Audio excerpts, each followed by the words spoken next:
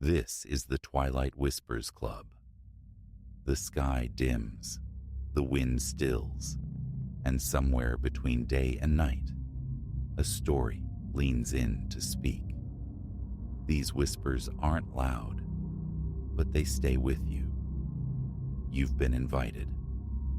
Lean in close and listen.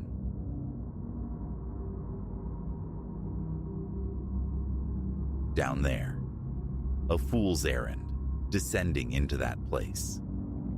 Everyone mouths the same regrets when the shadows lengthen and the bill comes due, don't they? Yet, for me, the truth remains stark.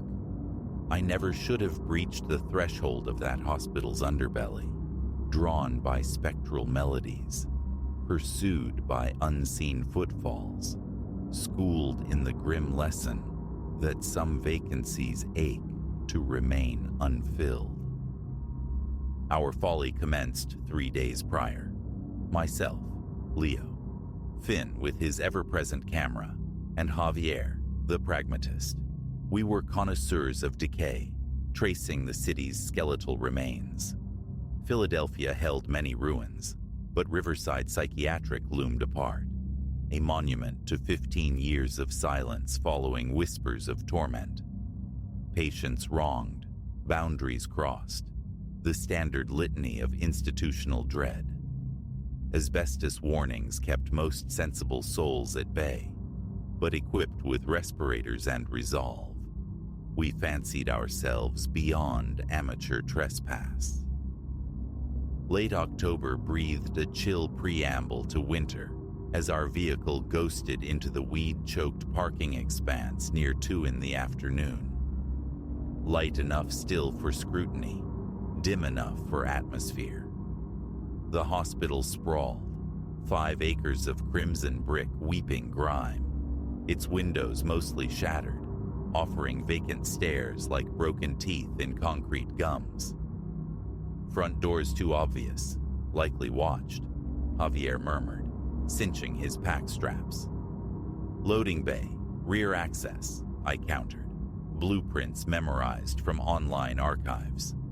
Cuts through the old kitchens. Finn, impatient, was already forging ahead, camera swaying rhythmically against his chest. Less discourse, more discovery. Morgue waits for no man, especially not past sunset. We navigated a gauntlet of tenacious weeds and anonymous debris. The loading dock portal sagged, askew on ruptured hinges. A concerted shove yielded entry. Flashlight beams sliced the particulate haze within. Rust claimed the kitchen's metal heart. Ceiling tiles surrendered to gravity. Our boots ground glass and grit underfoot. Somewhere unseen, water wept a persistent echoing rhythm against tile. Plink, plink, plink. Scope this, Finn breathed, his light snagging on crimson script, sprayed 3 feet high. They echo still. Javier scoffed. Artistry courtesy of local delinquents, no doubt. The ones who tripped the alarm last month. Deeper we pushed, archiving the desolation. It was our ritual, immortalizing these condemned spaces in digital amber before the wrecking ball arrived. The 3rd floor retained its ghosts, skeletal beds bolted fast, leather restraints dangling like shed skins. Administrative sprawled across the 4th, alps of mildewed documents, fossilized computers, wire hangers screeching mournful protests on denuded racks. It was upon returning to the ground floor that the sound first brushed against my hearing, a fragile piano melody ghosting up from below. Mere fragments, silence, then a hesitant reprise. Anyone else catch that? I halted, hand raised. Catch what? Finn, lost in his viewfinder, framed an overturned wheelchair. Piano. Subterranean. Javier chuckled dryly. Sure, Leo. Spectral virtuoso serenading the rats. No, listen. The notes returned, Less phantom now, a simple fractured air. Seriously. They paused, heads tilted. Perhaps 5 seconds of the hesitant tune hung in the air before dissolving. Drafts, Javier pronounced. Old structures groan, whistle, play tricks. Wind doesn't practice arpeggios, I retorted. Someone's down there. Drifter with a Casio, maybe, Finn offered. Let's hit the morgue, then vanish, lights failing. Yet the music snagged in my mind, its clarity too deliberate. I need a look. You guys can hold here. Negative. Javier sighed, resigned. Rule 1, never split the party. Besides, the cellar's probably inundated. Behind a ponderous fire door, we located the descent. Concrete steps plunged into absolute black, the air thickening with the humid breath of mold and time. Our lights revealed walls slick with obsidian mildew, water pooling on the treads. Here, the music possessed more substance, still fragmented, yet undeniably present. A childlike tune, reminiscent of a decaying music box. This feels fundamentally unwise, Finn muttered, yet he descended in my wake. With each step downward, the temperature plummeted. Frost ghosted our exhalations by the time we reached the landing. The basement unfurled into Stygian blackness, a labyrinth of passages and storage vaults. The melody reverberated, ricocheting off concrete until its origin became everywhere and nowhere simultaneously. And then, I registered the footsteps. Initially dismissed as our own echoes, their cadence felt subtly wrong.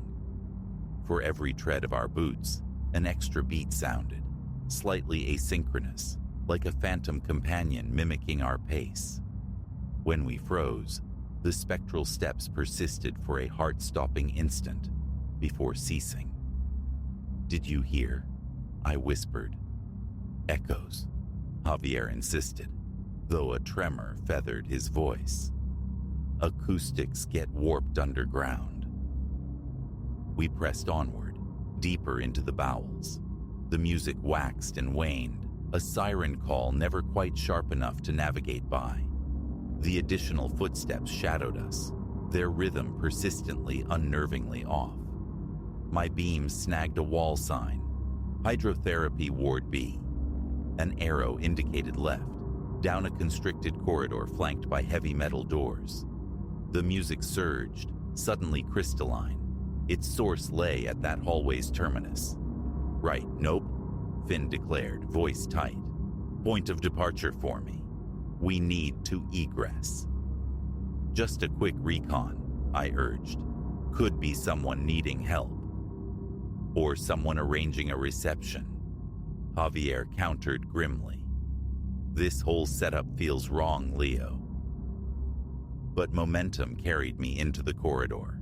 The doors gaped open, revealing tiled chambers centered around floor drains and rust-haloed immersion tubs, relics of an era where icy water was therapy. Behind us, the phantom steps had multiplied. It sounded now like a shuffling throng just beyond perception, their footfalls a syncopated tide rising with each door we passed. Abruptly, the music died. The silence that crashed down was made heavier, almost deafening, by the sound of those multitudinous, shuffling feet. "That's it." Finn seized my arm. "Out! Now!" Slam. A door crashed shut somewhere back down the corridor. Then another, and another, a percussive cascade of heavy metal falling like dominoes, racing towards us. We bolted. Our boots hammered the concrete, a frantic counterpoint to the unseen stampede pursuing us, a thunder that seemed to emanate from the very walls. Doors continued their violent closure, the sound baying at our heels. I risked a backward glance. In the strobing chaos of our beams, Movement flickered, tenebrous shapes dissolving into doorways, forever at the periphery. The cold had become glacial, searing the lungs. We hit the stairs, scrambling upward 3 steps at a time, stumbling in raw panic. Behind us, a final door slammed with reverberating finality, like a cannon shot. Then, only the ragged symphony of our own panicked breathing filled the void. "What the?" Javier gasped, bent double. "What in the actual—" Finn, camera dangling forgotten, was already moving toward the distant promise of exit. Leaving, immediately. Yet something compelled me to turn, to look back towards the basement maw. The music had resumed, louder now, faster, stripped of hesitation. It surged up the stairwell like viscous ink, accompanied by the distinct rustle of countless feet dragging across concrete, and voices, remote, warped susurrations, speaking unintelligible words. "Don't you dare." Javier's hand clamped onto my shoulder. "We're gone." This time, resistance was unthinkable. We fled through the rapidly darkening superstructure, beams slashing wildly. Every shadow writhed, every echo felt malevolent. The music pursued us, diminishing but never fully silenced. We erupted into the parking lot as the last sliver of sun bled away behind the building's mass. My gaze snapped back to the hospital's vacant eyes.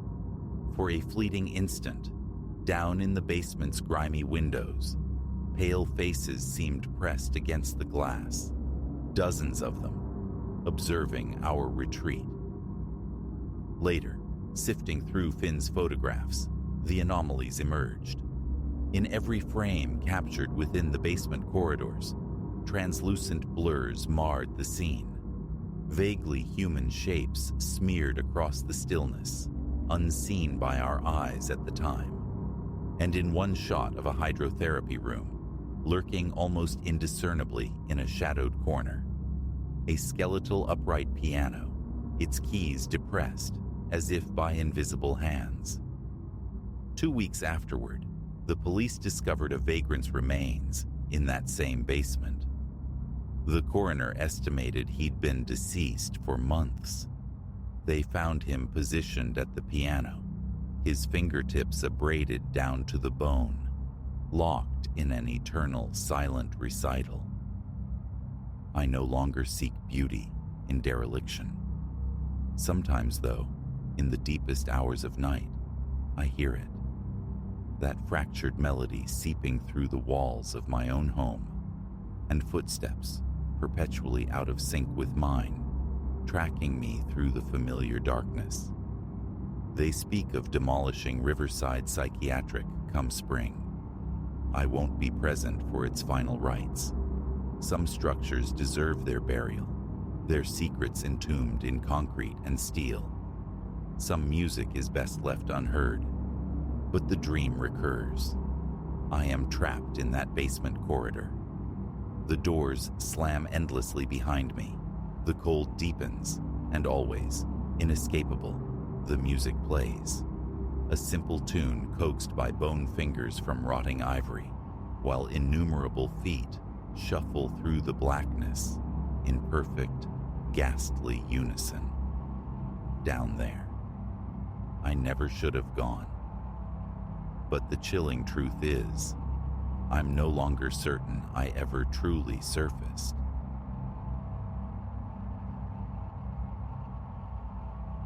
Only the ghost light of my monitor battled the ink pooling in the library's cavernous heart. Midnight had chimed, each tick of the grand clock above the archway, a hammer blow against the profound quiet. Hours ago, departure was logical. Now, only the looming specter of my dissertation deadline kept me anchored, adrift in this sea of sleeping books. Then, the sound began, a thread of voice, gossamer thin, easily mistaken for the building's sigh, yet it persisted, weaving itself louder until the chilling certainty dawned. I shared the stacks with something other, something decidedly not of the reading public.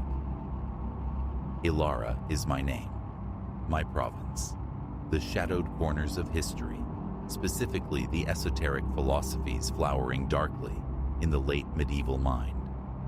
This library, a stone behemoth guarding centuries of thought, had become less refuge, more necessary prison these past months. My thesis demanded immersion, a drowning in brittle pages detailing rites forgotten and artifacts pulsing with dubious lore. Fascinating, yes, but a solitary pilgrimage. Night bled into night, finding me the sole conscious mind, adrift among slumbering narratives, save for the intermittent tread of Silas, the night watchman, his flashlight beam a reassuring comet in the gloom.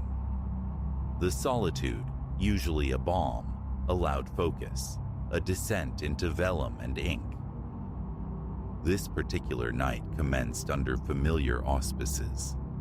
My chosen nook, a secluded harbor on the 3rd floor, bristled with reference towers and scribbled charts.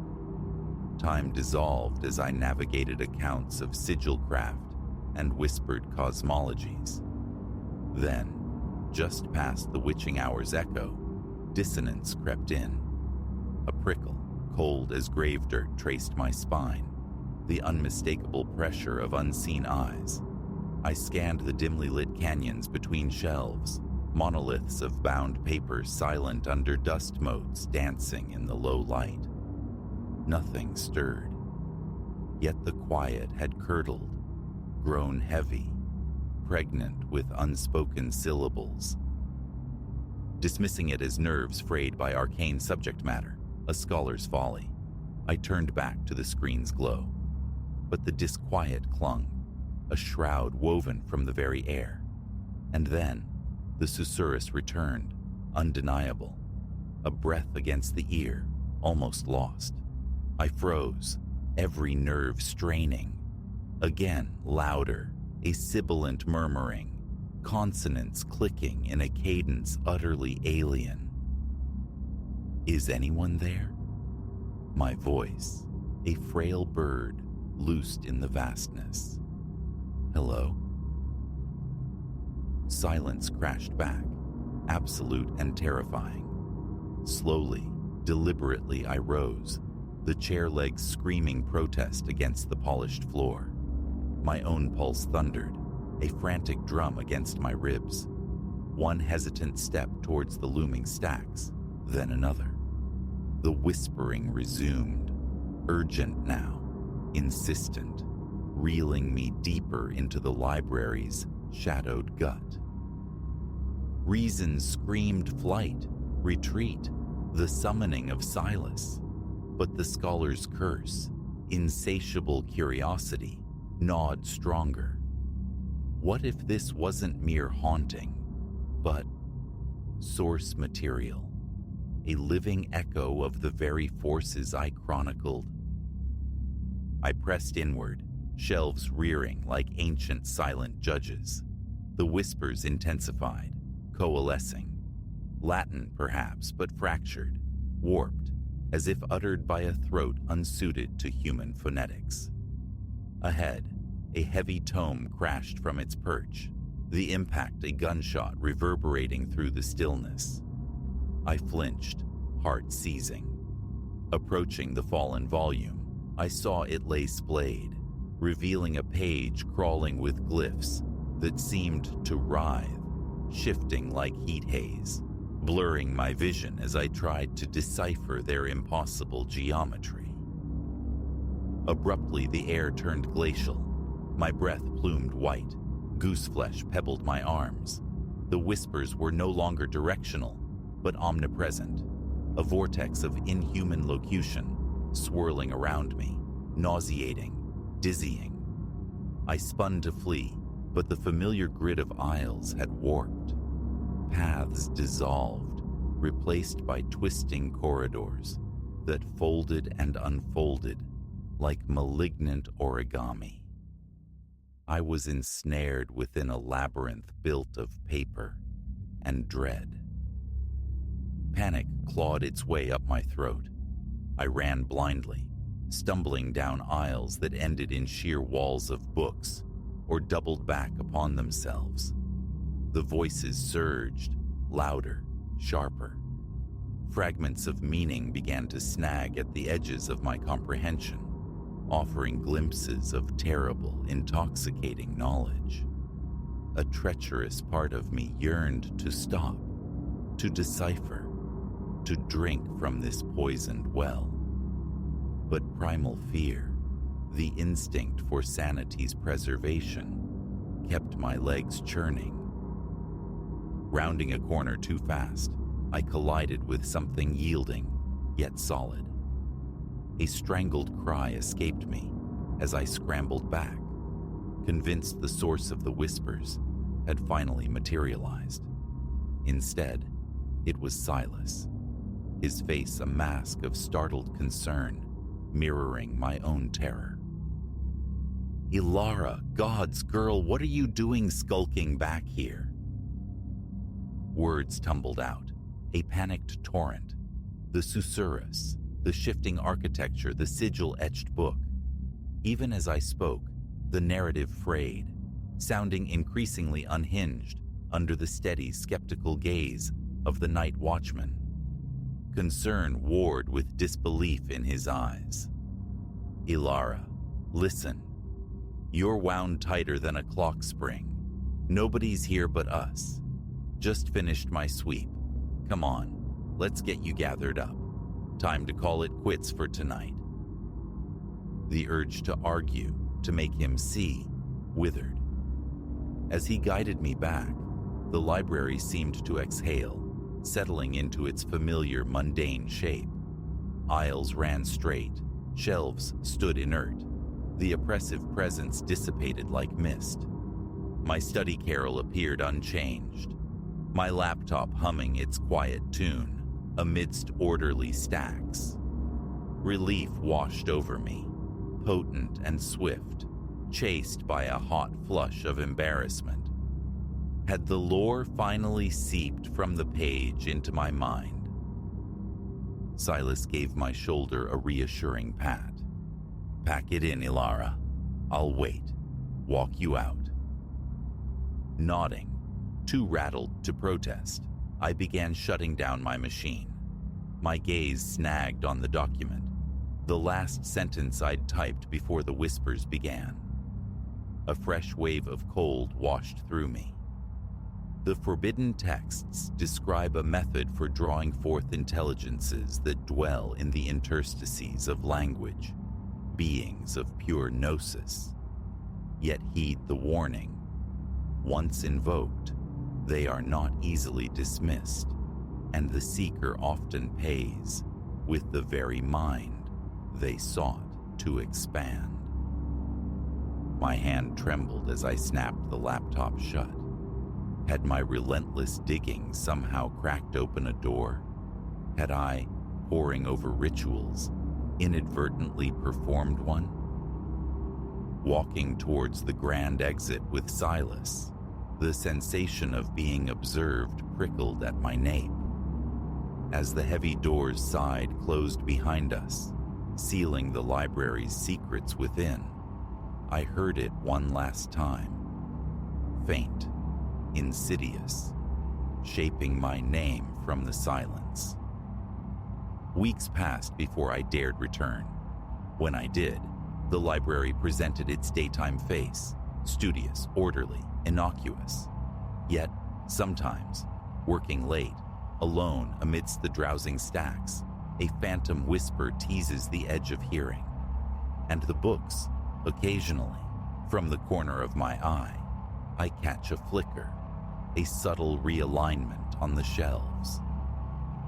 My dissertation found completion, but its focus shifted, veering away from the practices that now felt less like historical curiosity and more like loaded weapons. I tell myself it was exhaustion, academic pressure, caffeine-fueled phantoms. But a deeper conviction persists. Something woke in the library that night, something ancient and patient, woven from silence and ink. It resides there still. In dreams, the labyrinthine stacks reclaim me, the whispers swelling, promising universes of understanding if I would only cease fleeing, turn, and truly listen. I wake slick with sweat, grasping for the solid reality of my bedroom. But sometimes, in the fragile space between waking and sleep, the whisper finds me, calling my name from the shadows. I've learned silence. I've learned denial.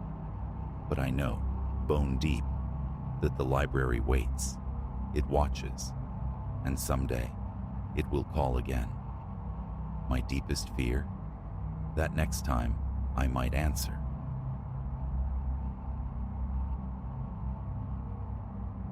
For 2 years, this apartment has been my perch, my second-floor roost in a 5-story block, pressed hard against the old necropolis. Only a stark concrete partition, tall and unyielding, separates my living space from that silent congregation. Does it trouble me, living cheek by jowl with the departed? Friends invariably ask. Initially, a shrug sufficed. No, I'd say, the dead keep quiet hours. Night whispers carried over the wall, true, but I conjured rationalizations, grieving families lingering past dusk, perhaps ground staff on late shifts. Then came the other sounds, threads of low, stifled laughter and soft, protracted sighs drifting across at hours, devoid of ceremony, moments when the adjacent stillness should have been absolute. The first true tremor of unease arrived with the flower. One morning, a single desiccated bloom lay upon my balcony, inexplicably present.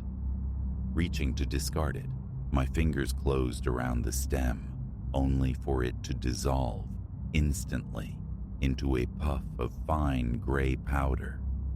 Something, I admitted then, was profoundly amiss. My balcony, modest square of outdoor space, offers a direct prospect onto the cemetery wall. By day, the view holds little menace. Sunlight paints the concrete. Occasionally, the drone of a mower signifies Silas, the groundskeeper, tending the lawns beyond. Crows gather sometimes, obsidian sentinels atop the partition. Below, at the far entrance, the grand iron gates stand sentinel, admitting the slow procession of visitors. Daylight renders it all tranquil, ordinary. Nightfall, however, redraws the scene. Often seated in my darkened living room, the television's glow flickering or a book lying open in my lap, a voice will snag my attention from beyond the wall. Indistinct, a low murmur like water over stones. My mind scrambles for logic. A late mourner, maybe Silas making his final rounds. Yet, other nights deliver a different auditory texture. That brief, breathy chuckle, less mirth than a suppressed gasp for air. And the sighing, a slow, unnerving exhalation that crawls beneath the skin. Not the sound of human suffering, but something vacant, unsettlingly hollow. Words fail to capture its quality, but it reliably raises the fine hairs along my nape. The first tangible anomaly, the one that truly snagged my composure, manifested about a month past. I rose, slid open the glass door to greet the morning, and there it lay. A wilted rose, nestled in a small, incongruous puddle near my patio chair. The night had been dry. No rain, no footprints marred the concrete floor. No scuff marks suggested a climber scaling the formidable 8-foot barrier. Why would anyone? Lifting the rose, intending to dispose of it, a stark chill radiated from the stem, startlingly cold, as if plucked from ice. I carried it towards the kitchen bin, But as my hand opened, the flower simply ceased to be, collapsing into that same fine spectral dust.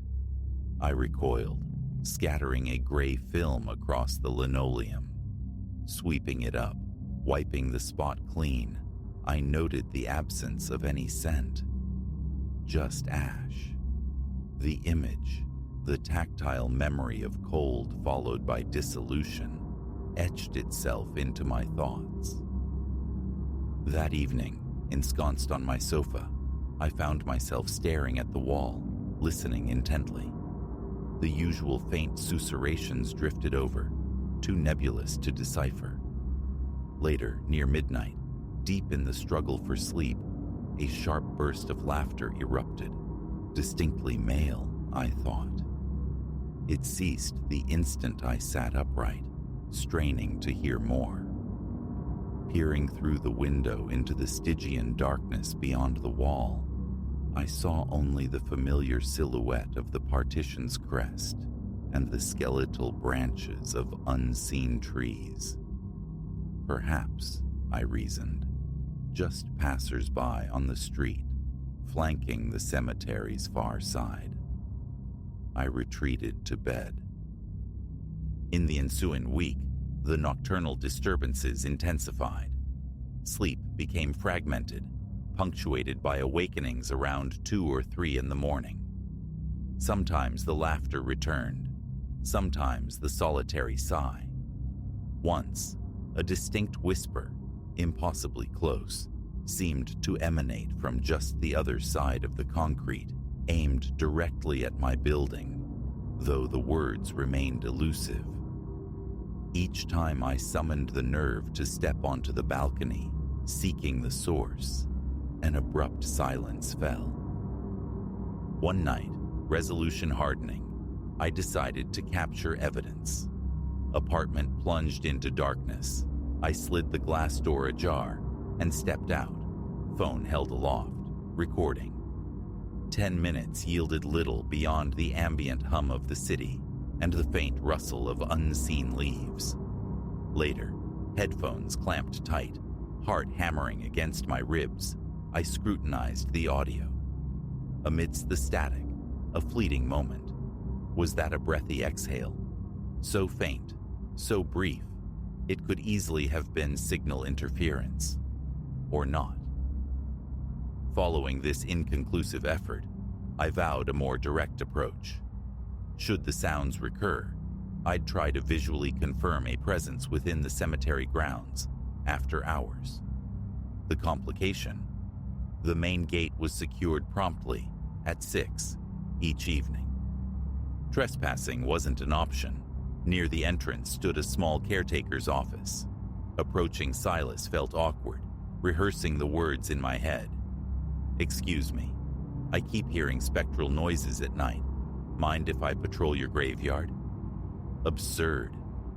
Still, encountering him during daylight hours, I ventured a casual query about late work schedules, nighttime burials, vigils. He chuckled, a dismissive sound. No, the place locked down tight at dusk.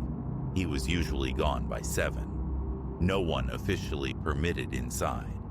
He shrugged then, adding that folks did occasionally scale the walls, teenagers likely seeking illicit thrills, though he'd never caught any himself. His words offered a temporary balm, the possibility of youthful mischief. Perhaps they were leaving the floral tributes. I resolved to keep watch, maybe startle some trespassing youths if their noise became excessive. But the offerings continued, stranger still. A pair of faded daisies, a single white lily, its petals marred by brown decay spots. Once, a small scattering of crushed leaves, violently torn, seemingly from some potted plant. Each discovery shared the same unnerving characteristics, found only in the morning, unnaturally cold to the touch, and crumbling to that familiar gray powder upon handling. They appeared overnight, unseen, unheard. I'd retire, awaken, step onto the balcony, and find a new morbid token awaiting me. Determined to unmask the perpetrator, I installed a small motion-activated camera near the balcony door, angled to capture the majority of the outdoor space, synced to alert my phone upon detecting movement. 2 nights passed uneventfully. On the 3rd, I woke near 4, checked my phone, no alerts, and drifted back to sleep.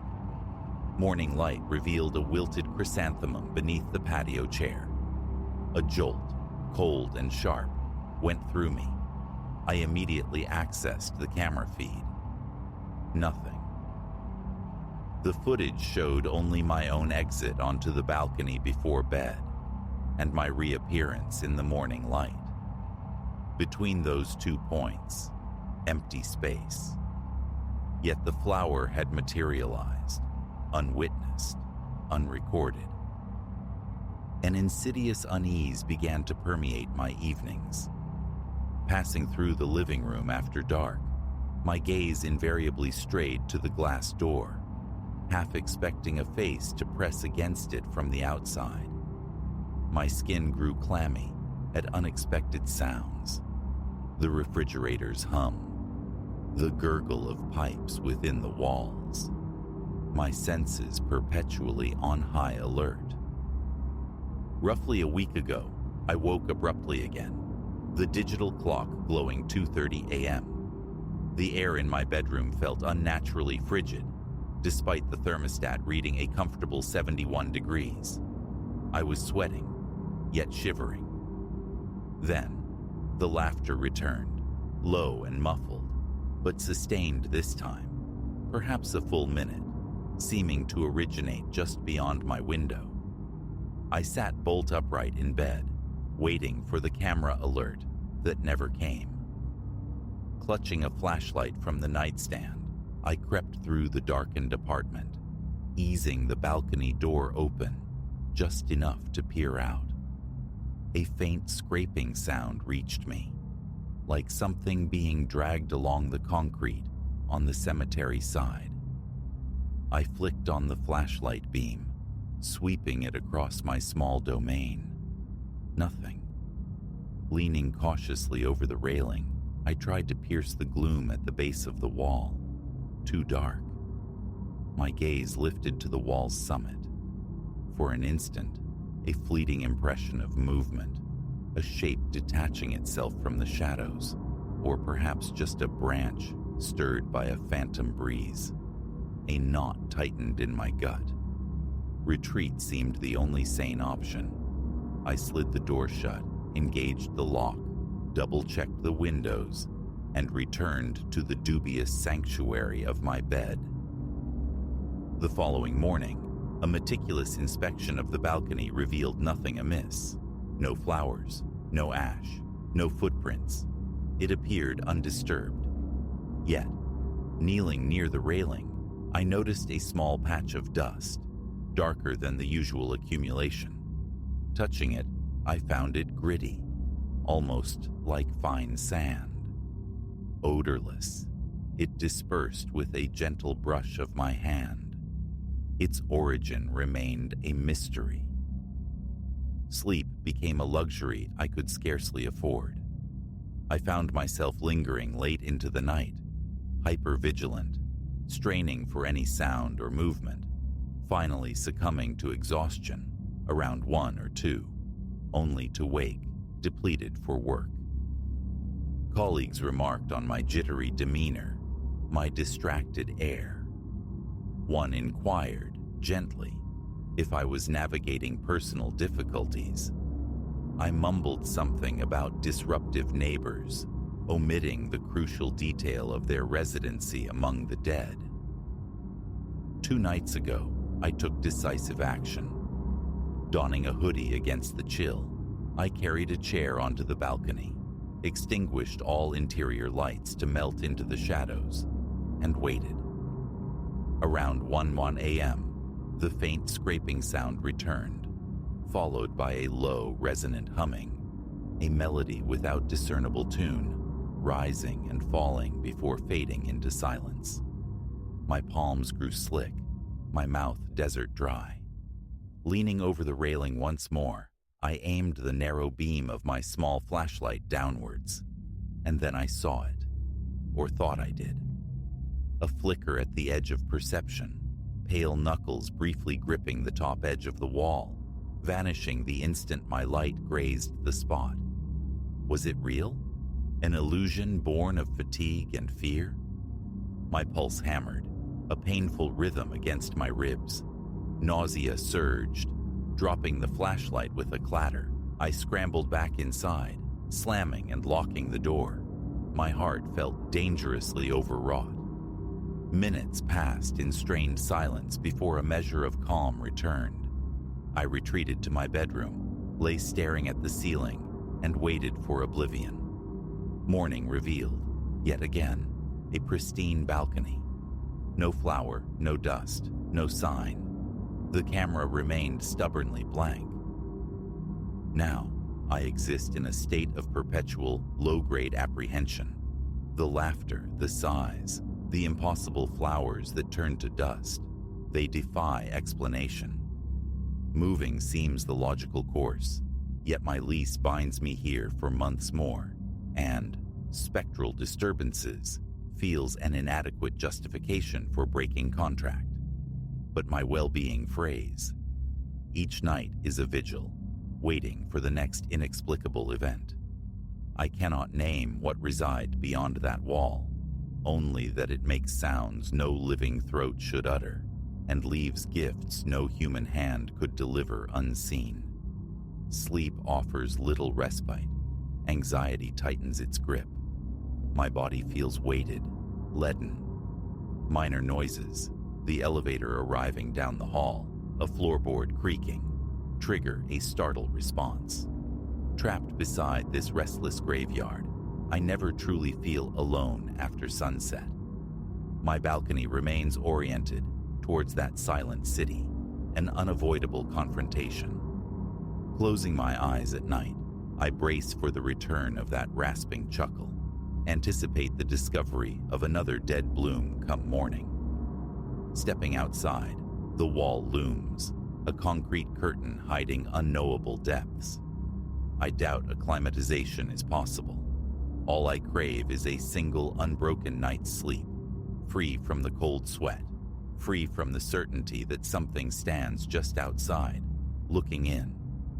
For now, I wait, listening to the silence, acutely aware of its fragile temporary nature, wondering when the inexplicable will whisper again.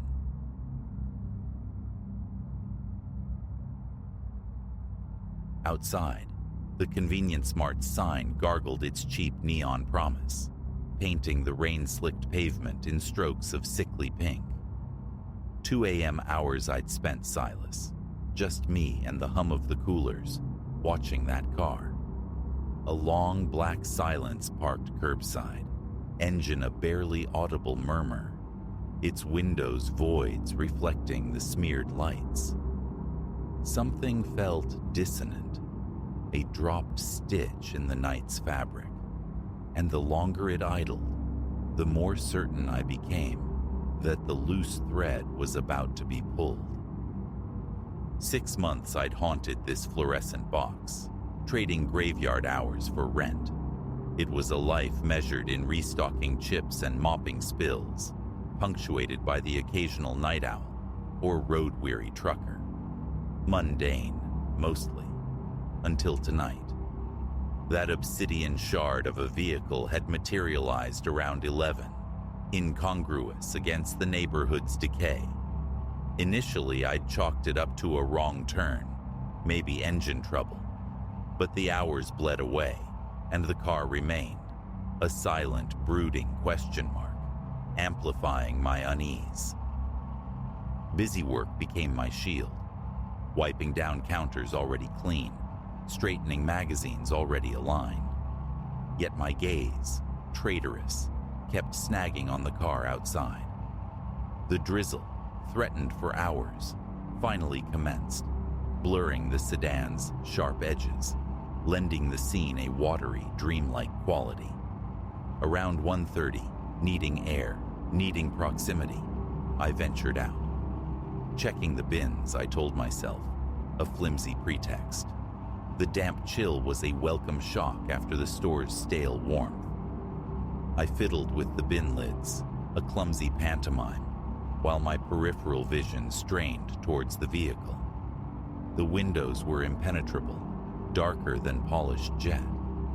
But as I retreated, a flicker, definite movement within that shadowed interior. Someone was home. Back behind the fortress of the counter, the urge to call the authorities warred with practicality. A car, parked. The dispatcher would likely smother a yawn. No, better to endure. My relief shift clocked in at 6. Surely this vigil would end by then. But near 2:30, the spell fractured.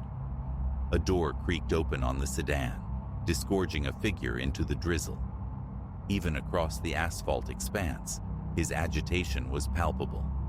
A frantic orbit he traced beside the car, hands sculpting anxieties in his hair, lips moving in silent argument. Abruptly, he pivoted, a vector aimed straight for the glass door.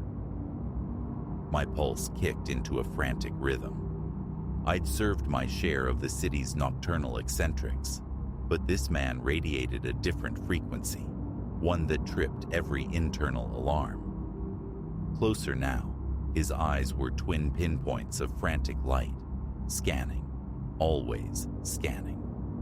His clothes looked slept in, lived in, maybe fought in. A subtle tremor agitated his hands. The bell above the door chimed, offensively loud in the pre-dawn stillness. He paused just inside, sweeping the aisles with that restless gaze, before it snagged on me. Evening, I managed, aiming for a calm I didn't feel. Anything I can help you find? He offered no immediate reply, only that unnerving stare. Then, a slow drift toward the counter. Ever get the feeling, he began, his voice a low rasp, sandpaper on silence, that you're being observed? I swallowed, the sound loud in my own ears. Part of the job, I guess, late nights. He leaned, invading my counter space, bringing a miasma of old perspiration and something else, something acrid like burnt wires. No, not like this. Really watched, eyes stitched into the shadows, tracking every breath. An involuntary step back. Look, mister, you all right? Need me to ring someone? A laugh, sharp and brittle, cracked the air. It made me flinch. Ring someone? Who? They're all looped in, don't you see? Every last one. My fingers found the underside of the counter, hovering near the smooth, cool plastic of the panic button. Untouched until now, its potential suddenly felt enormous. Why not tell me what's wrong? I offered, striving for placid concern. Maybe I can help. His eyes narrowed to slits. Help? You want to help? His hand dipped inside his jacket. For a frozen second, my breath hitched. Gun? No. He produced a brutally crumpled sheet of paper, smoothing it onto the counter. A chaotic galaxy of frantic script and interconnected diagrams bloomed under the harsh lights. See? He insisted, a trembling finger stabbing at the mess. It's a web. Government, corporations, hell, the weather.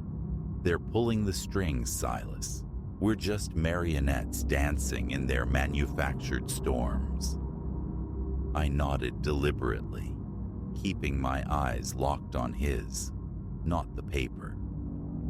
Sounds frightening, I ventured. Frightening? His voice climbed, fraying at the edges. It's pure terror. You have no concept of their reach, what they'll do to protect their goddamn secrets. He was nearly shouting now, face flushed, flecks of spittle accompanying his words. My eyes darted towards the door, praying for salvation in the form of another customer. The street remained obstinately empty.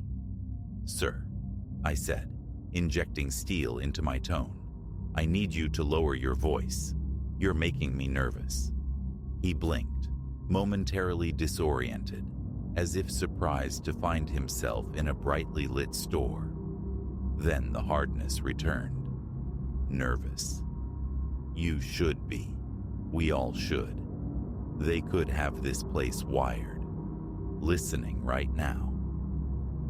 He commenced pacing before the counter, a caged energy radiating from him, muttering fragments of his perceived reality. I watched, a weary lifeguard eyeing a dangerous current, my hand still a breath away from the button. Press it and risk escalation. Or wait, hoping he'd burn himself out.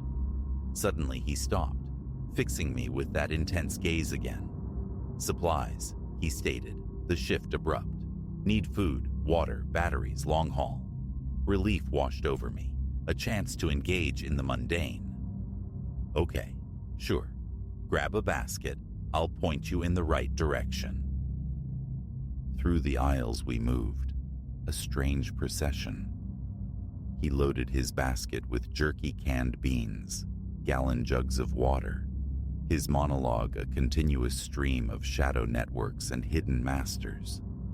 I murmured non-committal assents, focused on guiding him, maneuvering back towards the relative safety of the register. Basket laden, we returned. As I scanned the items, the beep of the register punctuating his paranoid whispers, he leaned close once more. "You seem all right," he murmured conspiratorially. "Just get clear while you can. Find a quiet corner, drop off their maps. They haven't got their hooks in you. Not yet." I just nodded, unable to form words. My own hands trembled as I bagged his survival rations, hyper-aware of his proximity. "78.50, I croaked. He produced a thick, disordered wad of cash, peeling off notes and shoving them towards me. As I fumbled with the change, I saw his hands were vibrating more noticeably now. "Keep it," he commanded, waving away the coins I held out. "Might need it worse than me, sooner than you think." With that parting enigma, he snatched the bags, a rustle of plastic and desperation.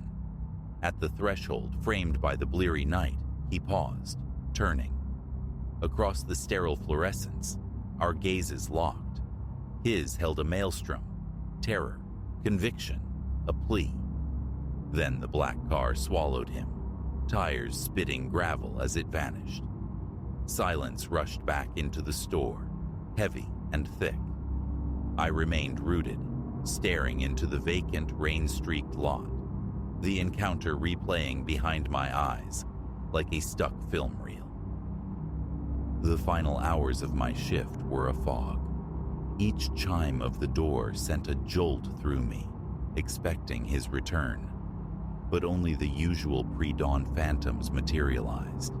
Bleary-eyed workers seeking caffeine, delivery drivers replenishing their vans.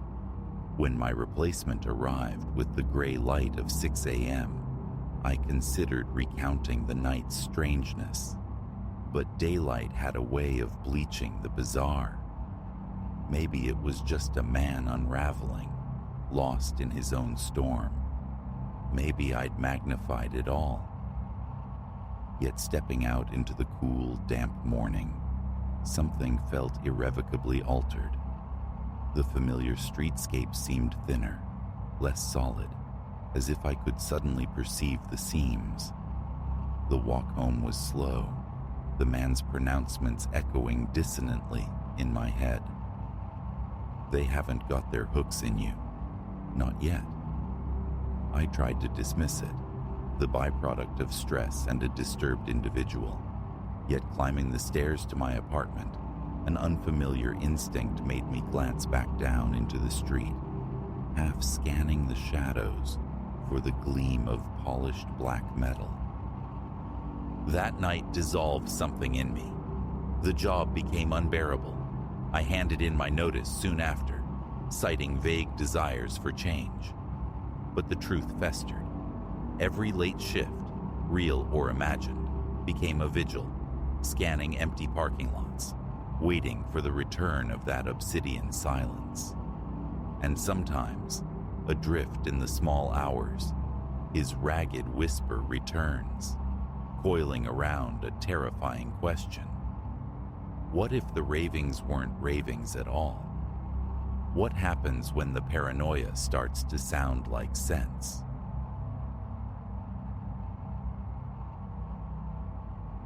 Rain lashed the workshop windows. The afternoon the pipe organ materialized. My fingers, gritty with rosin dust and the ghost of old varnish from packing away a consignment of antique violins for a discerning collector, were still tingling. Then, the bell shrilled. Two figures wrestled a towering raw wood crate onto my threshold, their movements strained against the weight and the downpour. The crate itself looked brutalized by travel. Its stenciled markings bled into illegibility. One man thrust a clipboard at me. I scrawled my signature, Elias Thorne, across the damp paper. They deposited their burden squarely in the center of my workspace, exchanged no pleasantries, and vanished back into the gray deluge. Silence resettled, thick with the scent of rain and the presence of the colossal box. Cracks spiderwebbed its surfaces, the planks emanating a cold, musty dampness. Running a hand along its flank, I felt sharp splinters bite into my palm. A crowbar groaned against protestant nails as I levered the lid free. Beneath lay the serried ranks of pipes, an antique organ. Their metal surfaces bore a dull patina of neglect, the wooden casing a tapestry of scratches and gouges. Near the base, a small tarnished plaque whispered its provenance. Fabricatus MDCC Xili. No maker's mark was clear, only an indecipherable flourish of a signature lost to time. My trade is resurrection. Harpsichords coaxed back to song, clavichords given voice, pianos returned from silence, even the occasional time-worn guitar. Never had I stood before a pipe organ quite like this. Compact, yet aspiring skyward, with its tiered pipes of varying lengths, hinting at an unusual tonal breadth.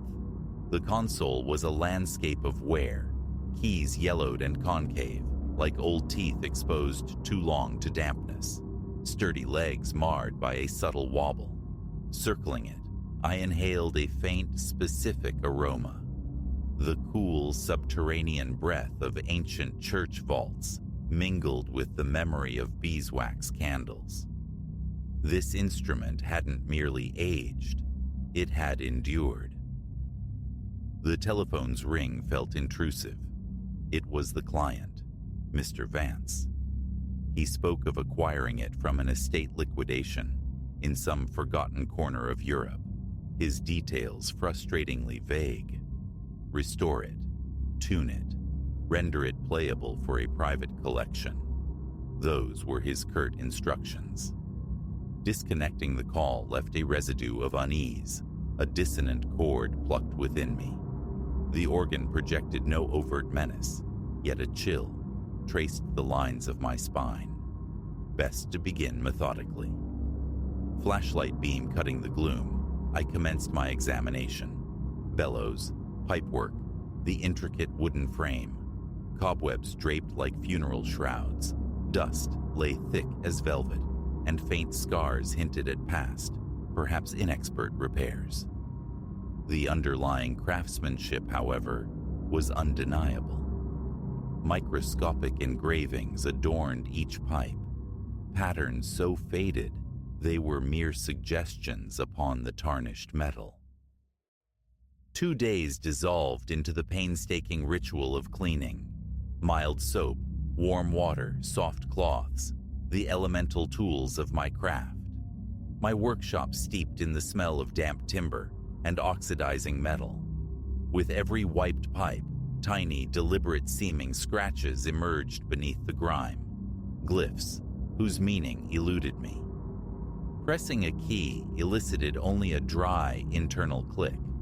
The bellows felt arthritic, resisting movement until carefully oiled. By the close of the second day, decades of accumulated neglect had yielded. The organ gleamed faintly, brighter, but undeniably ancient. Day 3 dawned with the decision to coax sound from silence. I connected a small foot pump, a familiar apparatus for breathing life into such relics. Air sighed into the bellows, pressurizing the system. My finger depressed the lowest key. A sound emerged, not a note, but a low, guttural groan that startled the quiet. I persisted. The next key produced a tone marginally clearer, less choked. Hesitantly, I ascended a brief scale. A bizarre chorus filled the workshop. Notes flat, sharp, fractured, a discordant assembly struggling towards harmony. An odd pressure bloomed behind my eyes as that fragmented melody died away. Vibration, perhaps, or just the disturbed dust motes dancing in the air. Then I registered it. The shadows in the corners seemed to deepen, to flicker just beyond direct sight. The single overhead lamp swayed, almost imperceptibly. My wristwatch insisted time flowed unchanged, yet an intuition, sharp and unwelcome, whispered otherwise. Dismissing it as nerves frayed by concentration, I secured the workshop for the night. Sleep offered little refuge. Images of the pipes, their tarnished surfaces and silent potential, imprinted themselves on the darkness behind my eyelids. Twice I woke abruptly, heart hammering against my ribs. Alone in the small apartment perched above the workshop, I succumbed to the disquiet, descending the stairs into the familiar space. Moonlight, filtered through the street-side window, cast long skeletal shadows. The organ stood sentinel, utterly still. I flicked on a desk lamp, its pool of light glinting off the metallic ranks. My own reflection stared back, pale and watchful. Silence reigned. Just another challenging restoration, I told myself, retreating upstairs, though the knot in my stomach refused to loosen. Morning brought the meticulous demands of tuning. My kit lay open, specialized wrenches, slender gauges, the electronic tuner. I began the methodical process, pipe by pipe, measuring, adjusting, listening. Hours, potentially days, stretched ahead. As I brought the first rank towards Concord, the very air in the workshop seemed to gain weight, pressing gently against my skin. The old wall clock, usually a steady companion, ticked with a hesitant, syncopated rhythm. Its second hand stuttered, froze mid-sweep, then leaped forward erratically. My pulse quickened. I reached for my phone to verify the time. The screen dissolved into a brief snowstorm of static before resolving, displaying the correct hour. Incomprehensible, yet the work beckoned. I continued. Depressing a specific high key caused the workshop lights to momentarily dim, the resultant note ringing out with piercing clarity. A glance towards my workbench revealed tools subtly shifted, not fallen, but nudged inches from their positions, as if by a passing tremor. A tightness constricted my chest. Releasing the key restored normalcy. The lights flared back. The tools lay quiescent. Sweat prickled my palms.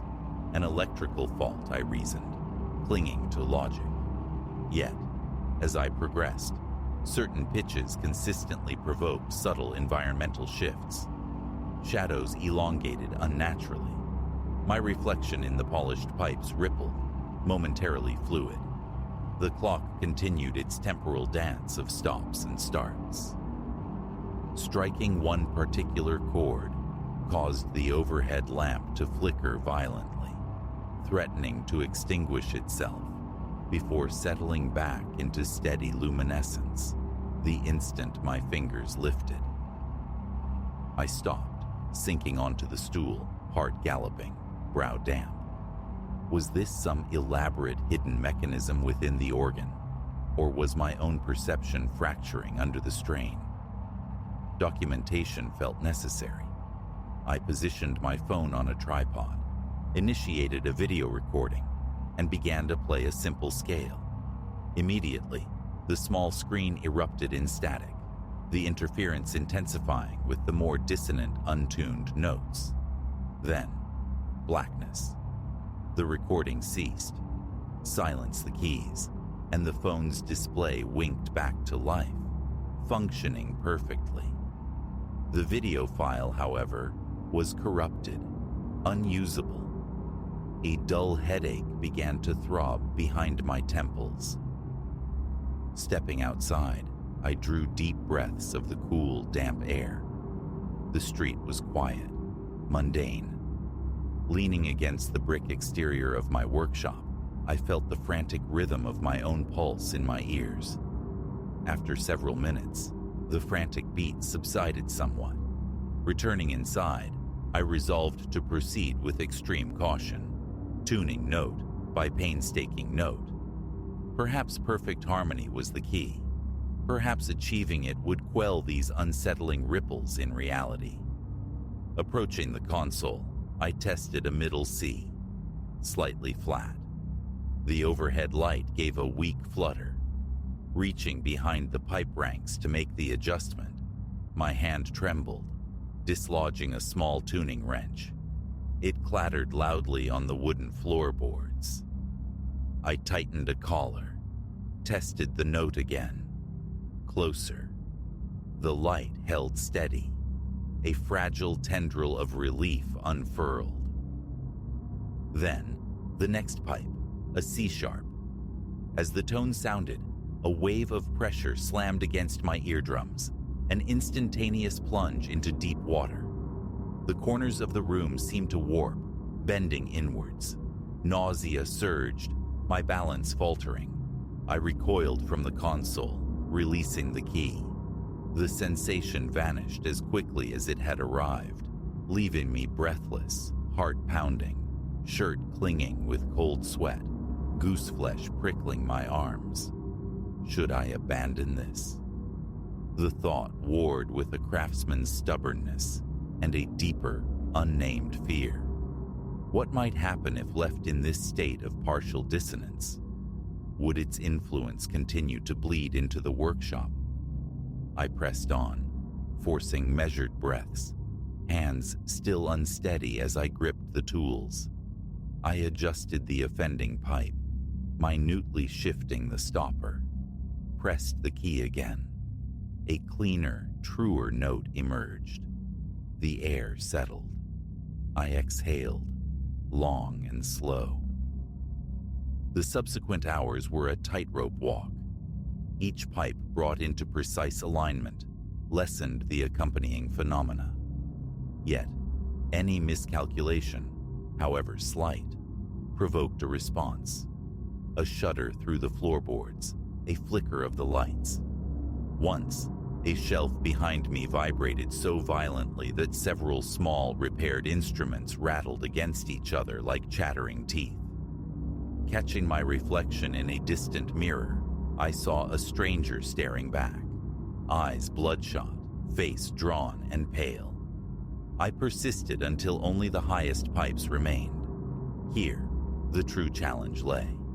These delicate registers demanded infinitesimal adjustments and seemed to elicit the most potent reactions.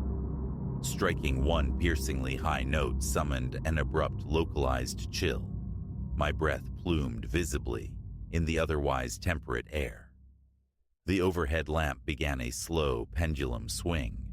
My reflection shimmered in the organ's pipes, features momentarily distorting, mouth stretched into a rictus, eyes abnormally large, before snapping back to normalcy as I blinked. My heart hammered. Forcing my gaze back to the tuner, I made the final minute adjustments. The chill dissipated.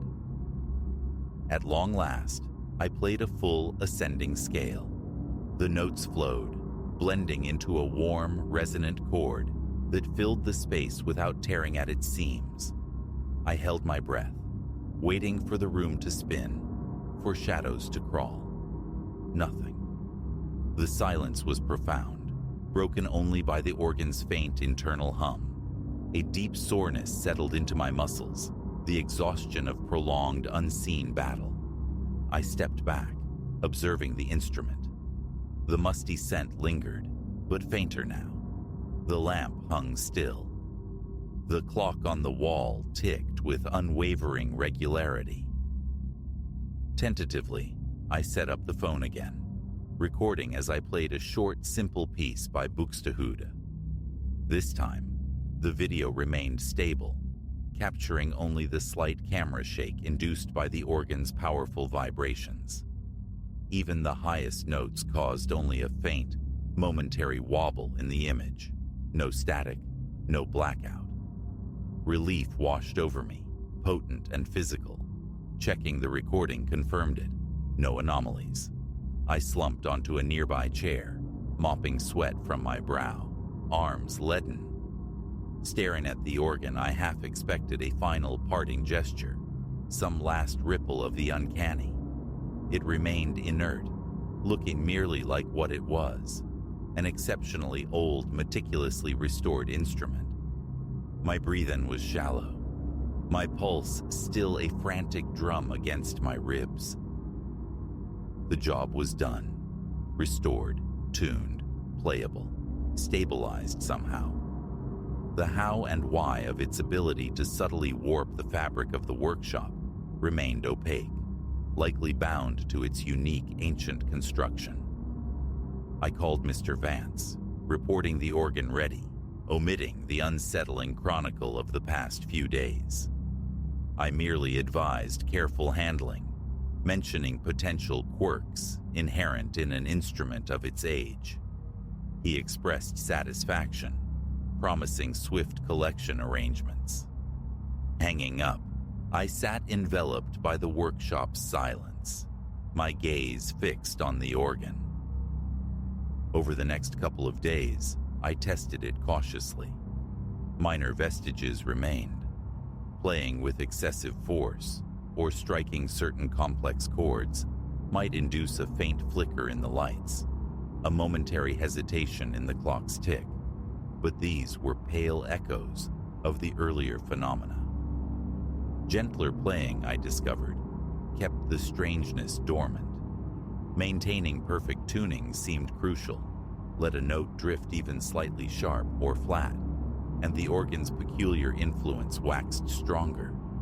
Eventually, the same delivery truck appeared, the same two taciturn men loading the instrument with practiced care. They seemed oblivious. I watched from the doorway as they secured it and drove away, a residual tightness clenching my gut.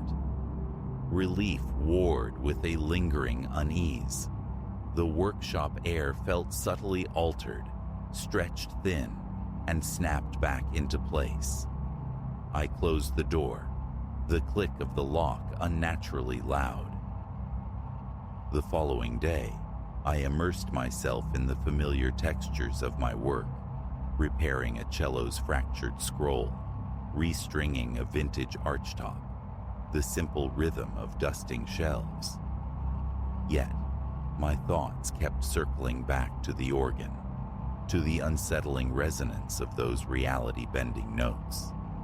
That is the unvarnished account of my encounter with a centuries-old pipe organ that twisted my small corner of the world. No heroics were involved, merely the methodical application of my craft, a desperate grip on composure, and a refusal to succumb to the inexplicable. What its new owner intends for it, I cannot guess.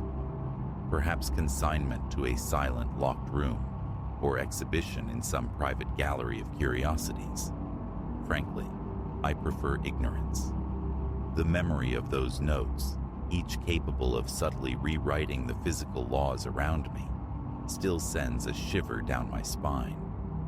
Pipe organs are off the menu, indefinitely. One lifetime's worth of bending reality is quite enough.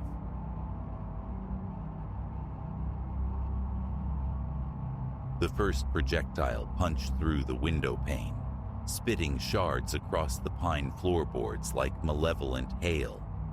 The second hissed past my ear, a deadly whisper promising oblivion. In that fractured second, the fragile snow globe of our mountain retreat shattered, leaving only the jagged edges of a fight for our lives. We'd craved this escape, Clara and I, alongside our children, 12-year-old Iris and 8-year-old Sam. Months of anticipation had painted visions of this timbered sanctuary, cradled high in the peaks, a world away from the city's relentless hum and the tyranny of schedules. No signal bars, no glowing screens, just the unadulterated currency of presence, exchanged beneath vast, silent skies. And the initial days delivered. We traced deer paths through sun-dappled forests thick with the scent of pine, witnessed marshmallows transmute to molten gold over dancing flames, and let lantern glow soften the edges of evenings spent rediscovering board games. It was a tranquility so profound, it felt almost illicit, a stolen peace, until the fourth night descended. Dinner plates were cleared, the scent of grilled fish lingering, when the unfamiliar growl of an engine intruded upon the stillness, a discordant note in the mountain's symphony. Our cabin sat leagues from any main thoroughfare. Solitude had been our only neighbor. Clara's eyes met mine, mirroring the sudden disquiet. "Kids, head to your room," I instructed, striving for a calm I didn't feel. "Mom and I just need to see who's dropping by." Iris, ever the barometer of unspoken tensions, paused. "Dad, is something wrong?" "Nothing, Dragonfly," Clara soothed, her hand gently guiding both towards their sanctuary. "Probably just the caretaker making sure we're settled. Go on now." The moment they vanished, I gravitated towards the window, peering into the deepening indigo of dusk. A mud-splattered pickup, scarred and weary, squatted before our haven, its headlights carving tunnels through the twilight. 3 figures emerged, silhouettes sharpened by the weapons they carried. Not caretakers, not lost hikers. A tremor ran through me. Their movements were economical, predatory, their glances sweeping the surroundings with practiced vigilance. These men were predators scenting prey, or perhaps sanctuary. "Clara," my whisper was sharp, urgent. "Get Iris and Sam, now. We hide." Her face, illuminated briefly by the truck's lights, was a mask of pale resolve.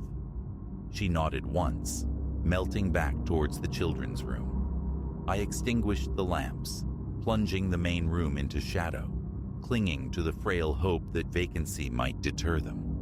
A fool's prayer. Their voices, low and rough, carried unnervingly on the crisp air as they neared. "This is it," One grunted. Gotta be. Sticks like this. No one around for miles. Perfect place to cool our heels. Yeah, another affirmed. Just hope it's clear. I recoiled from the window, thoughts skittering like panicked mice. Who were they? What shadow pursued them? And how, dear God, were we to navigate this sudden precipice? Clara returned, the children trailing her, their small faces etched with confusion and burgeoning fear. I pressed a finger to my lips, a silent command, then gestured towards the cabin's rear, a small, overlooked utility closet, barely adequate, yet our only conceivable refuge. We had just eased the cleverly concealed panel, shut behind us, when the resonant crack of breaking glass announced their arrival. They were inside. Cocooned in suffocating darkness, my hand found Clara's, a desperate anchor. Iris encircled Sam, whose small body vibrated with suppressed tremors, though he remained blessedly silent. We listened, suspended in terror, as heavy boots trod our temporary floors. Doors creaked open. Drawers were violently rifled. Place ain't empty, a voice declared, closer now. Clothes here. Food. Where the hell are they? Ice water sluiced through my veins. They knew. Discovery was merely a matter of time. Check everywhere, a harsher voice commanded, laced with menace. Couldn't have gone far. And listen, no loose ends. Nobody walks away from this. Clara's breath hitched. I tightened my grip on her hand, the finality of his words settling like lead in my stomach. This wasn't merely about shelter. It was about silence, bought with our lives. Footsteps approached, agonizingly slow. A floorboard groaned just beyond our flimsy partition. Breath held captive in our chests, muscles screaming with tension. We waited for the inevitable wrenching open of the door. Then, incomprehensibly, the steps retreated. They hadn't seen it. For an eternity measured in heartbeats, we stayed crammed in that stifling void. We heard them consume our provisions, their low conversation drifting in fragments. Bank robbery, nearby town, laying low, escape route. The pieces clicked into a horrifying mosaic. As the deep night settled, a new quiet fell, the measured breathing of sleeping men. Opportunity, thin and sharp as a razor's edge. Leaning close, my lips brushed Clara's ear. I'll make noise, I breathed, the words barely audible. When I do, take the kids. Run. Straight to the car. Don't stop, don't look back, don't wait. Her head shook fiercely in the dark, a silent, desperate refusal. I framed her face with my hands. Please, Clara, it's the only chance. Tears shimmered, unseen but felt. She nodded, a minute agonized movement. I kissed her, a swift, desperate press of lips, then hugged Iris and Sam fiercely. Fire drill, I whispered, invoking our practiced routine. Low and fast, eyes forward. Got it? Two small nods, wide eyes reflecting a terror that warred with trust. Drawing a breath that felt stolen from the very air the intruders breathed, I eased open the concealed panel. Moonlight filtered through the remaining windows, painted ghostly shapes in the main room. Two slumped figures on the couches, the third, presumably, in a bedroom. I moved with agonizing slowness towards the kitchen, the frantic drumming in my chest threatening to betray us all. My hand closed around the cool, reassuring weight of a cast iron skillet. No retreat now. With every ounce of strength, fueled by terror and love, I launched the heavy pan. It arced through the air and met the front window in a shattering crescendo that ripped the night's silence to shreds. Instant chaos. Shouts, curses, stumbling figures jolting awake. "Now!" I roared, simultaneously seizing a wooden chair and swinging it wildly at the nearest man scrambling upright. In my periphery, a blur of motion. Clara, Iris, Sam, bolting for the exit. The man I struck crumpled, but his companion fumbled for a weapon. I lunged, a desperate tackle sending us both sprawling. We wrestled, a frantic tangle of limbs and grunts, his brute strength pitted against my sheer, animalistic need to protect my fleeing family. A lucky blow, a fist connecting solidly, bought me a precious second. Then the first gunshot cracked, sharp and definitive. My heart seized. Clara? The children? Fury and fear surged, lending me renewed strength. I clawed, punched, fought with primal desperation. Suddenly, strong arms seized me from behind, hauling me backward. The third man emerged from the bedroom's shadows. He slammed me against the rough-hewn wall. Air exploded from my lungs. "Big mistake," he snarled, his forearm grinding against my windpipe. Stars burst behind my eyes as darkness encroached. I failed them. Then, salvation's sound, an engine roaring to life, tires spitting gravel in a frantic bid for traction. Hope surged, a defiant spark against the suffocating pressure. My captor cursed, his grip momentarily loosening as his head snapped towards the sound. It was the sliver of chance I needed. My knee drove upward, finding its mark. He gasped, doubling over. I shoved past him, stumbling, gasping, towards the violated doorway. Outside, the taillights of our car fish-tailed wildly down the dirt track, Clara wrestling the wheel. The two standing intruders were firing blindly into the darkness, their shots errant and panicked. I veered sharply, plunging towards the dense embrace of the trees, praying the shadows would swallow me whole. Shouts echoed behind me, punctuated by more gunfire. A bullet sang past my ear, the displaced air a chilling caress. I ran as if the hounds of hell were snapping at my heels, branches lashing my face, unseen roots conspiring to trip me. But stopping wasn't an option. Survival demanded motion, demanded distance, demanded finding my way back. Time lost meaning as I crashed through the undergrowth, altering course instinctively, desperately trying to erase my trail. At last, when my legs trembled uncontrollably and each breath felt like inhaling fire, I collapsed against the rough bark of an ancient pine. I listened, straining against the ringing in my ears for any hint of pursuit. Only the familiar nocturne of the forest answered, the rustle of unseen creatures, the sigh of wind in the canopy.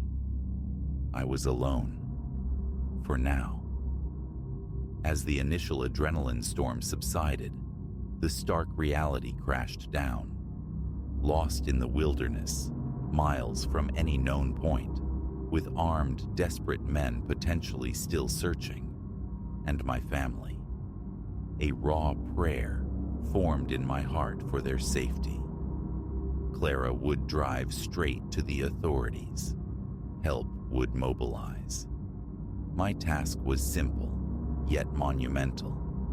Endure. Dawn painted the eastern sky in bruised purples and hopeful golds when I forced myself to move again. Directionless, yet propelled by an undeniable imperative: reunite. Every snapped twig became a gunshot, every fluttering leaf a potential pursuer. Fear was a constant companion, cold and sharp against my ribs. But the image of Clara, Iris, and Sam pulled me onward. Mid-afternoon brought the thrumming beat of rotors slicing through the mountain air. Helicopters. A wave of hope washed over me, quickly followed by a surge of dread. Would they find me first, or would my hunters? Spotting a small clearing, I stumbled into it, waving my arms, shouting until my throat was raw. For one heart-stopping moment, the aircraft continued its trajectory.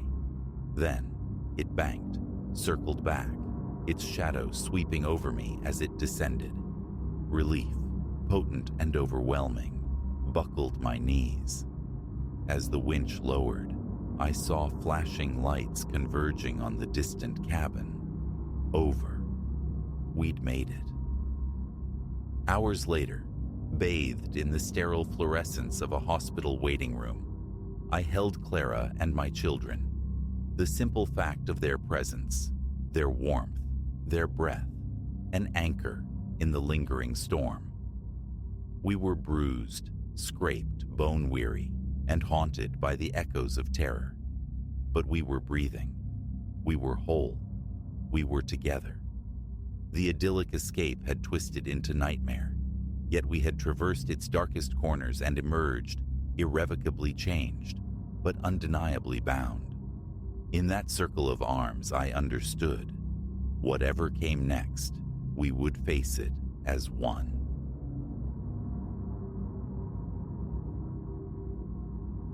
The diesel's growl hadn't yet faded into the desert hush when I registered them. 3 shapes detaching themselves from the deeper dark, their eyes catching the stark illumination of my headlamps like predatory glints. Instantly, the illusion shattered. This wasn't just another pause on the long road. The supposedly derelict rest stop had morphed into a snare, and I was the solitary creature caught within its jaws. Silas, they called me. For 2 decades, I'd wrestled these metal beasts across the continent's asphalt veins.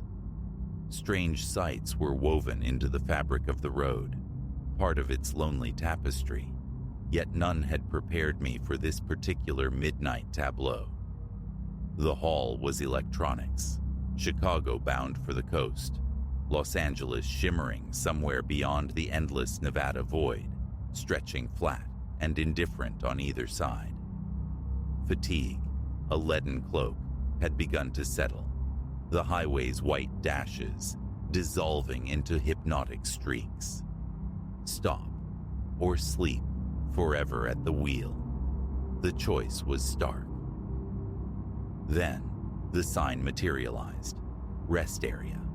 Not a familiar marker.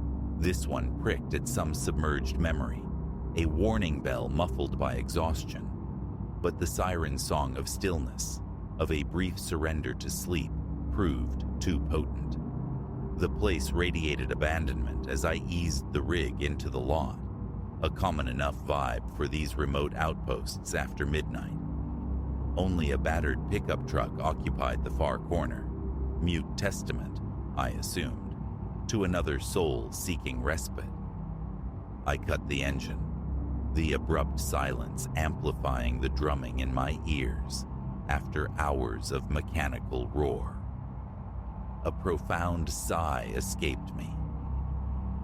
Just as I reached for the sleeper cab latch, motion snagged my periphery. 3 men, advancing, spreading out with a deliberate, unnerving purpose. Their posture screamed intent, nothing neighborly about this late-night visitation. My hand flew reflexively to the door lock, a flimsy metal promise against determined force. The central figure, tall and gaunt with a beard like tangled wire, stepped fully into the headlights' glare. "Evening, traveler," his voice rasped, deceptively casual, yet laced with a cold undercurrent. "Look like you could use some company." I manufactured a smile, aiming for a steady tone. "Appreciated, but I'm fine. Just grabbing 40 winks." His own smile was a bloodless slash that never touched his eyes. "Oh, we insist. Can't leave you out here alone. Why not step out? Join us for a spell." My thoughts churned, boxed in, outnumbered, maybe worse. Driving off meant plowing through them, inviting a nightmare of legalities even if successful. Time. I needed to buy time, to conjure an escape from this tightening knot. "Look, gents," I tried, "much obliged, but the schedule's tight. How about I just roll on, and we chalk this up to a strange night?" The thin veneer of cordiality evaporated from the gaunt man. "Not the way this plays out, driver. You got two options. Come out easy, or we make our way in. Second choice ain't pretty." A glance at my phone confirmed the expected. No service. We were adrift in a cellular desert, my unscheduled stop unknown to anyone. Help wasn't dialing in. Playing for seconds, I asked, "What is it you're after?" The man flanking the leader to the left, a wiry specimen with ink crawling up his neck like invasive vines, let out a dry chuckle. "What we want? Everything, old-timer. That big rig's hauling treasure, ain't it?" So, hijackers, professionals, likely tipped off. How else could they pinpoint my cargo? "Listen," I countered, mind racing like the Pistons hours ago. "That load's insured up to the hilt. The company eats the loss. Let me walk. I say nothing. Take the truck, the goods, all of it. I'll thumb it to the next town. Nobody gets hurt." Gaunt appeared to weigh this, a flicker of consideration crossing his face before he shook his head. "Good try. Can't risk it. You've seen us now. You're coming along. Got a quiet place for you to wait things out." I understood the implication. Once the cargo was secured, I became baggage, a loose thread they wouldn't hesitate to snip. These weren't men who believed in loose ends. As they edged closer, twin shadows flanking the leader, my gaze darted around the cab, desperate for leverage, for a weapon. It landed on the CB radio, an old Cobra, more sentimental fixture than functional necessity in the age of smartphones. But tonight, that relic felt like my only prayer. I lunged, slapping the power switch, snatching the mic. "Mayday! Mayday!" The words ripped from my throat. "This is Road Dog, at the abandoned stop mile marker 237. Hijacking in progress. Armed assailants. Any rig, any authority listening, respond." Gaunt's eyes flared with surprise, instantly hardening into fury. "Shouldn't have done that, old-timer," he snarled, his hand plunging inside his jacket. No time to see what emerged. I slammed the shifter into gear, stomped the accelerator. The 18-wheeler bucked, a startled beast, forcing the men to leap aside. Tires clawed asphalt as I surged onto the highway.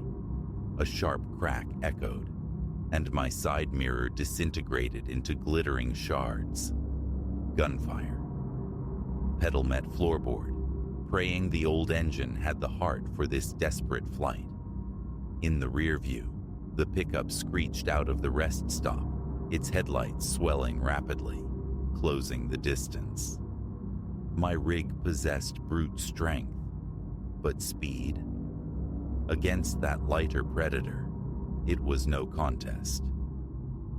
Clutching the CB mic, I broadcast my position, the unfolding terror, a running commentary into the void. Silence answered. Was anyone out there? The pickup was glued to my tailgate now. I saw the passenger lean out, something long and dark cradled in his arms. Another shot rang out. The truck shuddered violently. Tires. They were aiming for my tires. In desperation, I began weaving, a clumsy serpentine dance across the lanes, making myself an erratic target. It bought moments, but bled speed. Closer. They were getting closer. Just as despair began to take root, the most glorious sound imaginable erupted from the speaker, spitting static and hope. Unit 17 to Mayday call. What's your 20, road dog? Relief, potent and dizzying, washed through me. Eastbound, Interstate 80, maybe 5 miles past 237. Hostile vehicle pursuing, armed. 10-4, road dog. Units converging. Maintain evasion if possible. Another shot. This one punching through the cab wall, embedding itself in the dashboard with a sickening thud. Not for much longer, I yelled back, voice strained thin. Understood. Roadblock established 2 miles ahead your position. See the lights, maintain speed. We'll make a path. My knuckles bleached white, gripping the wheel. 2 miles. Just hold together for 2 more miles. The pickup slammed into my rear bumper, a jarring concussion that jolted my teeth. Trying to run me off the road, I fought the wheel, summoning every ounce of skill honed over lonely decades. 1 mile. Flashing lights bloomed in the distance, a fragmented constellation of blue and red. The pickup hit again, harder. The steering wheel kicked viciously. For a heart-stopping instant, control felt lost. 1/2 mile. The roadblock materialized, a solid line of patrol cars bisecting the interstate. Then, miraculously, 2 cruisers in the center pulled apart, creating a gap barely wide enough for my trailer. I aimed for it, a silent plea to the straining metal around me. Hold. Just seconds more. Behind me, the shriek of tortured rubber as the pickup slammed on its brakes. I blew through the opening at speed, the displaced air rocking the police vehicles. A glance in the mirror showed the pickup skidding to a halt, instantly swarmed by officers, weapons leveled. It was done. I'd threaded the needle. Further down the road, I pulled over, the rig hissing and ticking, my hands shaking uncontrollably as I engaged the park brake. The adrenaline ebb tide left behind the stark, cold reality of what had transpired. Death had brushed terrifyingly close. That old CB. Without it. In the ensuing days, recounting the ordeal to uniformed officers, the near-fatal proximity of disaster remained a chilling echo. The men, it surfaced, were cogs in a larger machine, a ring preying on cargo haulers across state lines. My load, my desperate gamble with the radio, had inadvertently helped dismantle their operation. The asphalt ribbon still calls to me. The open road retains its allure, but caution is now my constant co-pilot. The CB stays on, its faint crackle a reassuring presence. And whenever the highway miles carry me past that particular stretch of Nevada desert, past mile marker 237, a quiet acknowledgement surfaces, gratitude for the twist of fate, for the anachronistic radio that became a lifeline. Because out here, beneath the vast indifferent sky, any night can curdle into a struggle for survival. And sometimes, the razor edge between living and dying is nothing more than an obsolete piece of electronics and a disembodied voice cutting through the darkness. Unit 17 responding to your mayday.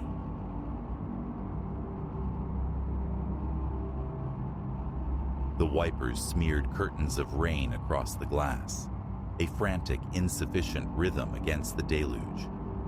Through the watery distortion, straining, I hunted for any flicker of life beyond the asphalt ribbon, dissolving into night. Then, a shape materialized. Stark against the tempest-lashed verge, a thumb angled skyward. A synapse fired, a choice made in the electric space between heartbeats, one destined to echo through the hollows of my nights. The car sighed onto the sodden shoulder. My name is Ilara. What follows is the anatomy of a kindness curdled, a nightmare seeded that evening which blooms still behind my eyelids. Exhaustion was a physical weight. 3 states I'd crossed, returning from some conference drone. The heavens weeping sheets that bled momentum from my journey. Weariness gnawed, frustration simmered, the simple promise of my own bed, a distant shore. Seeing him there, a sodden silhouette against the gloom, the first sensible impulse screamed, drive on. Yet, the sheer misery etched into his posture, snagged on some frayed thread of conscience. Such a night to be abandoned to the elements. A tremor ran through the chassis as I halted. My pulse hammered a frantic counterpoint to the rain as he approached, folding his lank frame toward the passenger side. Tall, whip-thin dark hair, slicked like river weed to his brow. The door swung open, releasing a damp, feral scent. Wet wool, perhaps, underscored by something sharper, vaguely alkaline. Obliged, he murmured, the ghost of a smile touching his lips but dying far short of his eyes. Thought I might take root out here. No trouble, I managed, aiming for nonchalance, hearing only the tightness in my own voice. Destination? Just a little further, he offered, a study in vagueness. Signal you when we're close. As the car merged back into the viscous flow of the highway, my gaze flickered sideways.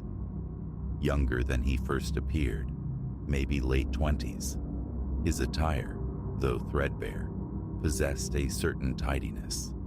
An unnerving focus radiated from him, settling a chill deep in the car's manufactured warmth. Silence stretched, punctuated only by the hypnotic sweep of the wipers and the percussive drumming overhead. Then, his voice, low and disturbingly resonant, sliced through the quiet. So, Ilara, the conference, enlightening. The wheel jumped in my grip. The car fishtailed sickeningly. How do you know my name? The conference? A chuckle, dry and brittle, scraped against the humid air. It raised the hairs on my neck. Oh, I know quite a bit, Ilara. 1542. Astor Court, isn't it? With Jasper, the little beagle. And I know that picking up solitary figures on nights like this, well, it's seldom wise. My thoughts scattered like startled birds. Impossible. This man was a cipher, unseen before this rain-lashed moment. Or was he? Who are you? The demand emerged thin, trembling. He pivoted in his seat, and the faint illumination from the dashboard caught his eyes. What I saw there froze the marrow in my bones. a raw hunger, the gleam of imminent predation. You don't recognize me, Ilara? That stings. We've crossed paths many times, you see. You simply weren't looking. Flickering vignettes superimposed themselves onto the rainy dark. This man's outline near the checkout line, a fleeting figure outside my building, a shadow walking Jasper near the park's edge. How had I filtered him out, dismissed him as background noise? What is it you want? I fought to anchor my voice. Not about my wants, Ilara. It's about yours. Those quiet ones, tucked away where you pretend they don't fester. You're suffocating, aren't you? Drowning in the predictability. That's the real reason you stopped tonight. A craving for the edge, a whisper of peril. His words struck a discordant, terrifying chord. A restlessness had been brewing, a dissatisfaction with the seamless rhythm of my days. But this was derangement.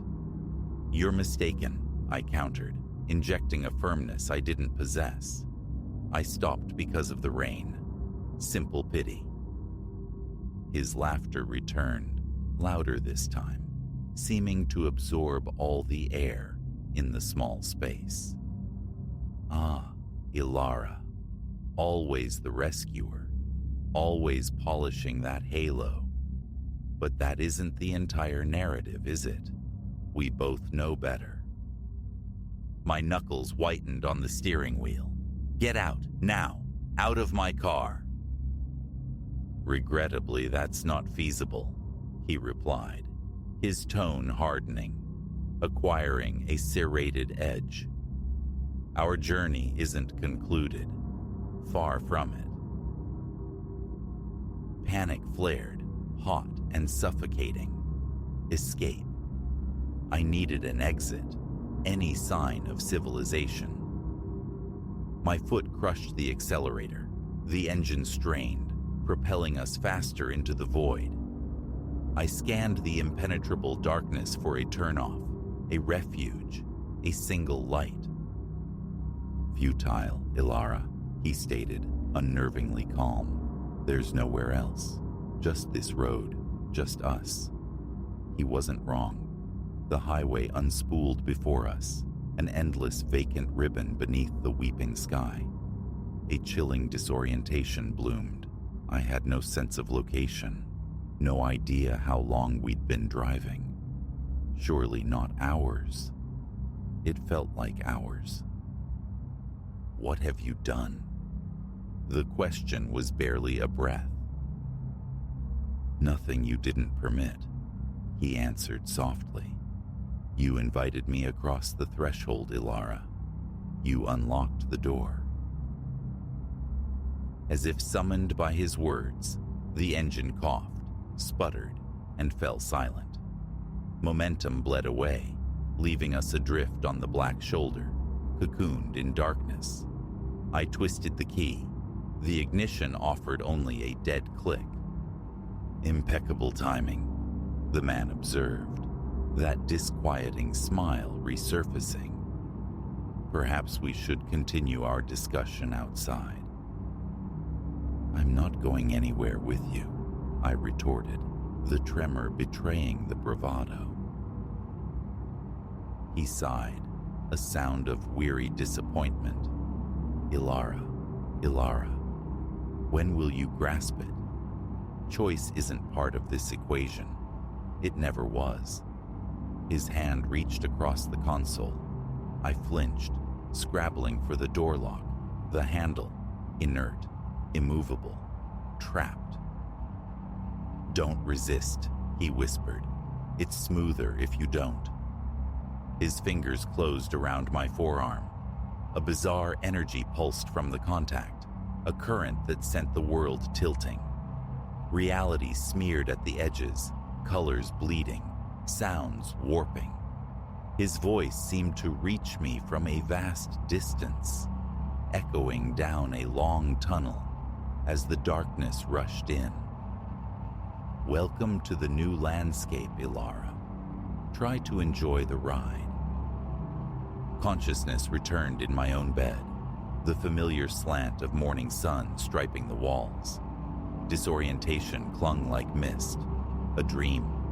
Had the exhaustion, the rain, conjured the entire terror? Then my eyes fell on the nightstand. My heart seized. A small square of paper rested there, foreign against the polished wood. Scrawled in unfamiliar script were 5 words.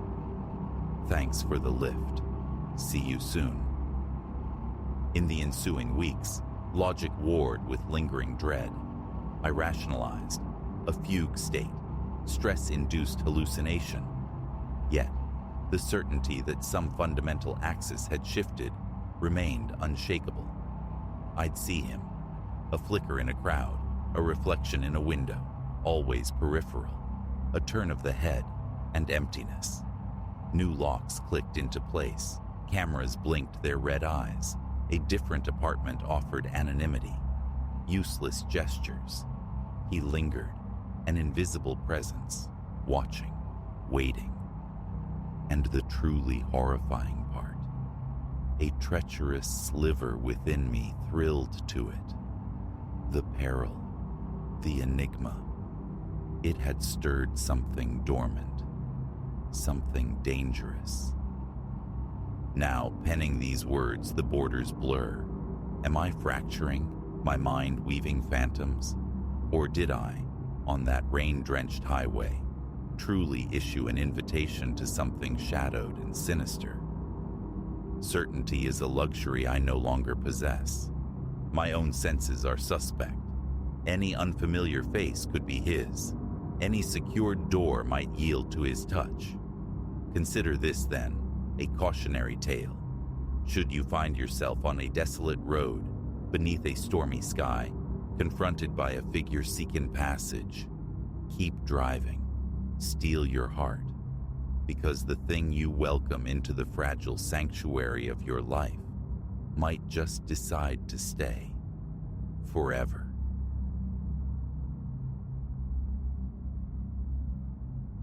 The wind keened through the skeletal fingers of the pines, a mournful symphony swallowing the ragged gasps tearing from my chest as I plunged deeper into the encroaching twilight of the woods. Agony pulsed in my thighs, my lungs felt scorched, and a cold fusion of sweat and rain glued strands of hair across my brow. Yet, stopping was unthinkable. A backward glance was a luxury I couldn't afford, not while the memory, the certainty of him back there, somewhere in the gloom, persisted. The man from the cabin, the man whose hand held polished steel.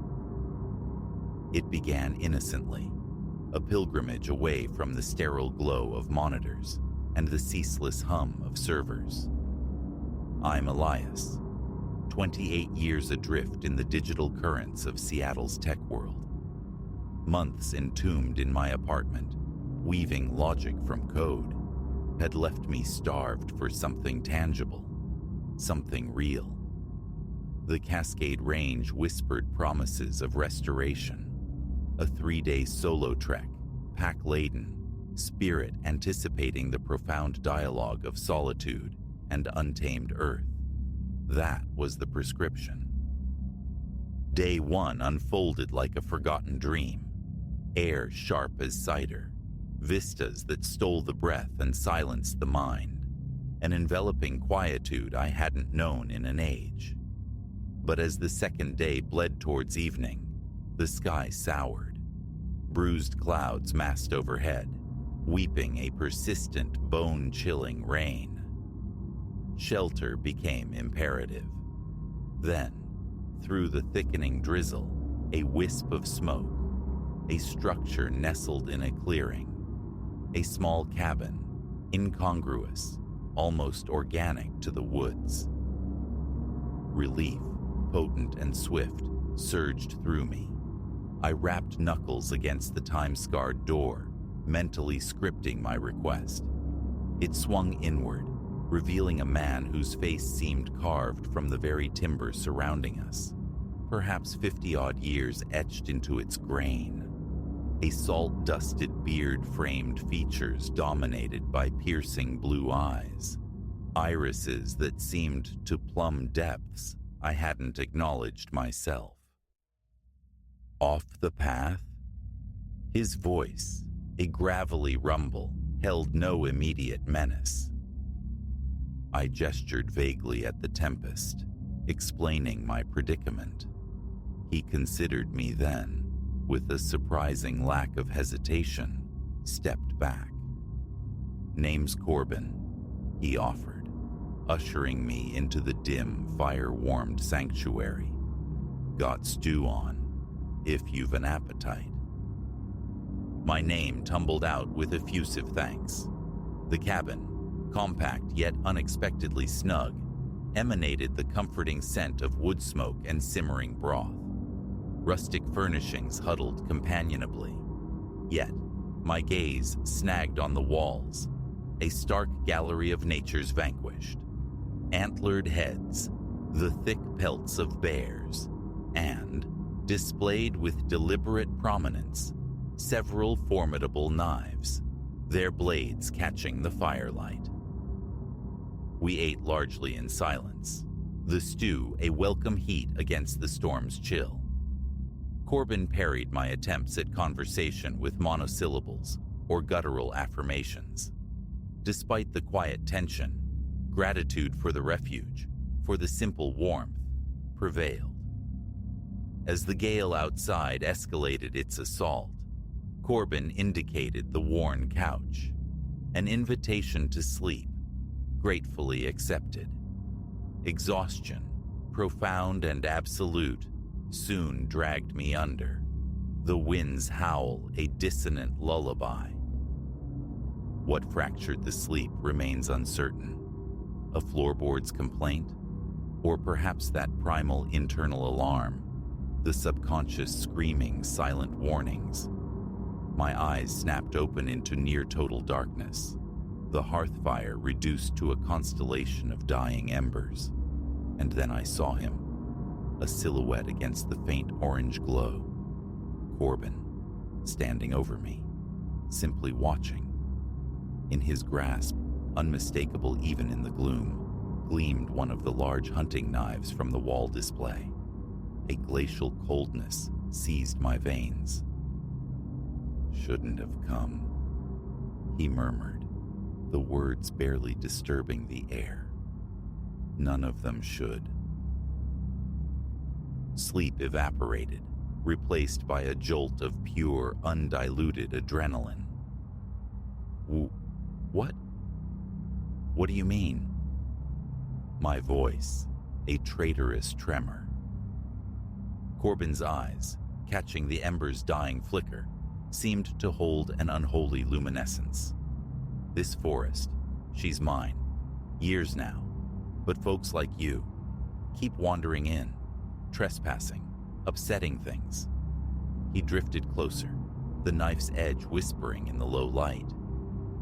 "Tried to warn 'em, posted signs, let whispers travel. They don't heed.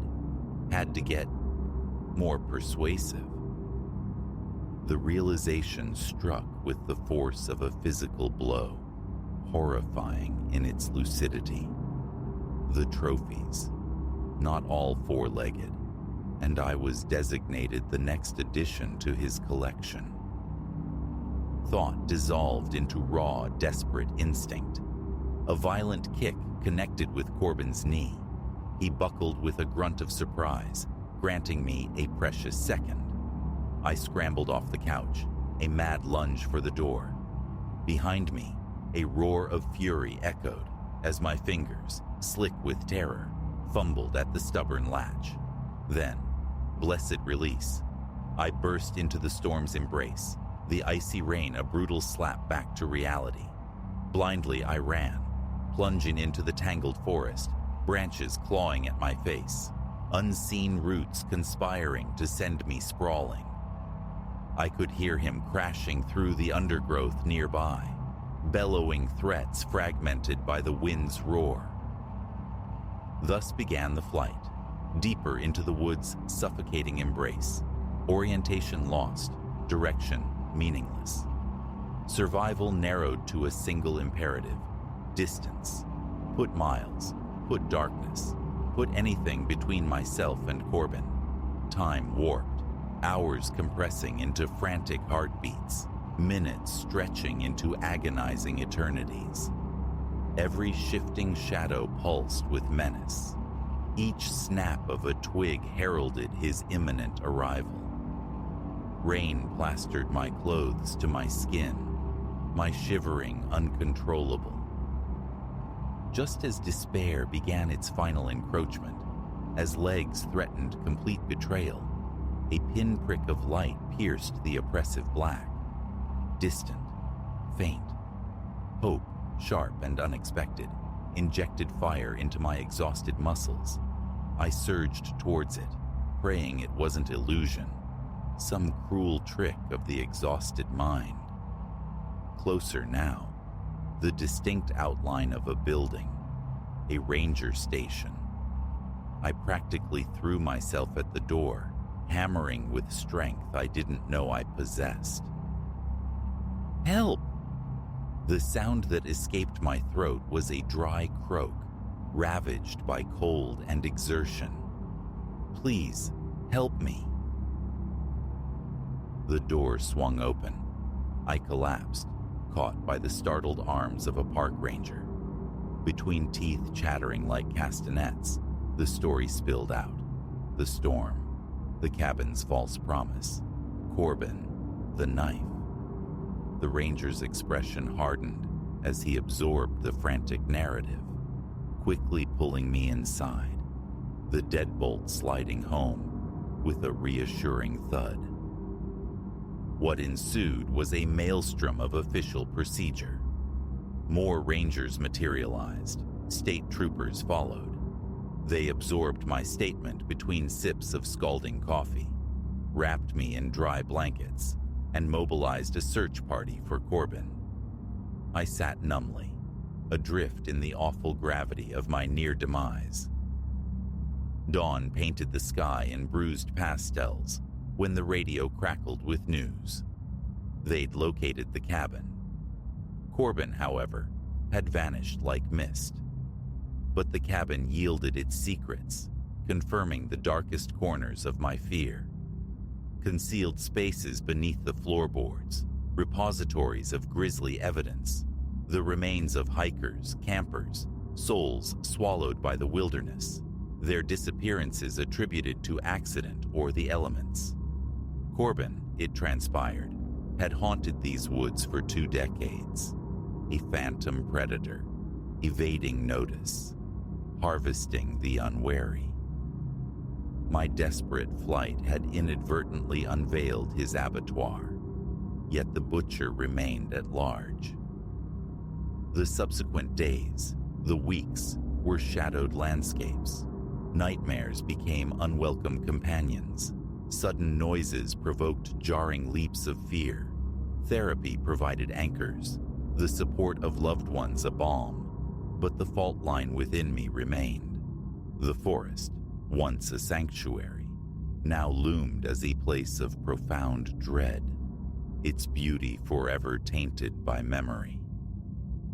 2 years have dissolved since that night. Seattle, the mountains that once sang to me, they are part of a former life. I sought refuge in the ordered world of algorithms, the predictable logic of code. Yet sometimes, when the wind moans low outside my window, I feel again the phantom caress of branches on my skin, the frantic rhythm of my own flight through suffocating darkness. Corbin was never apprehended. The file remains open, a cold case gathering dust. Does he still roam those vast, indifferent woods? I sometimes wonder, patiently awaiting another storm, another lost soul seeking shelter. The thought remains a sliver of ice against my spine. I have learned to coexist with the fear, to wall it off most days. But the night in the cabin, the terror of the chase, these are indelible scars, stark reminders of the fragility of safety, the terrible ease with which adventure's promise can curdle into unimaginable peril. So, should your wanderings ever lead you deep into the Cascades, and should a lone cabin appear through the trees, offering apparent sanctuary, keep moving. Regardless of the weather's fury, regardless of your weariness, do not stop. You cannot know what or who waits within, knife polished, ready to claim another trophy.